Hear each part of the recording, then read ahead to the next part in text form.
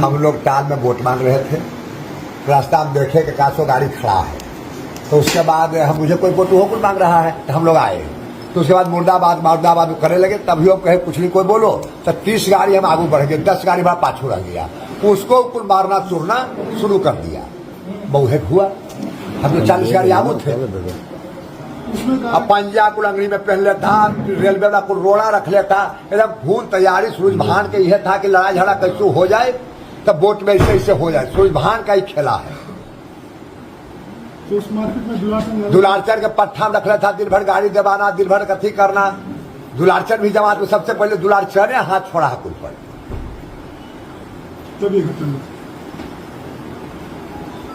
घटना क्या हुआ? तब आप उस घटना से पहले आप निकल गए थे? हमें 40 गाड़ी से आगू थे और 10 गाड़ी पर पाछू था।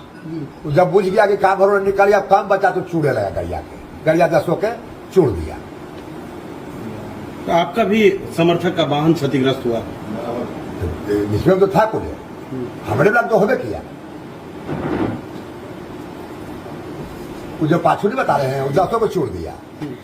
भले ही आरोप प्रत्यारोप कितने भी लगे, पर दुलार चंद यादव का अतीत खुद विवादों में भरा हुआ है।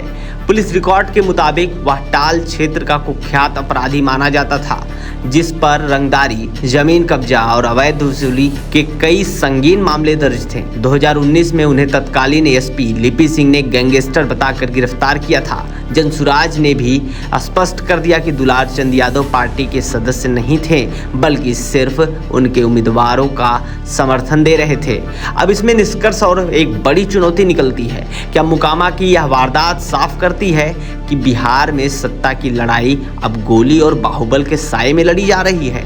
एक तरफ विकास, सुशासन और परिवर्तन की बात करने वाले जनसुराज पार्टी जैसी, तो दूसरी तरफ दशकों पुराना अपराध और राजनीति का गठजोड़ इस हत्या के चुनाव आयोग और प्रशासन के सामने एक गंभीर चुनौती खड़ी कर दी है। क्या बिहार विधानसभा चुनाव को बाहुबलियों के खून खराबे से मुक्त करना संभव हो पाएगा? कमेंट बॉक्स में जरूर बताइएगा।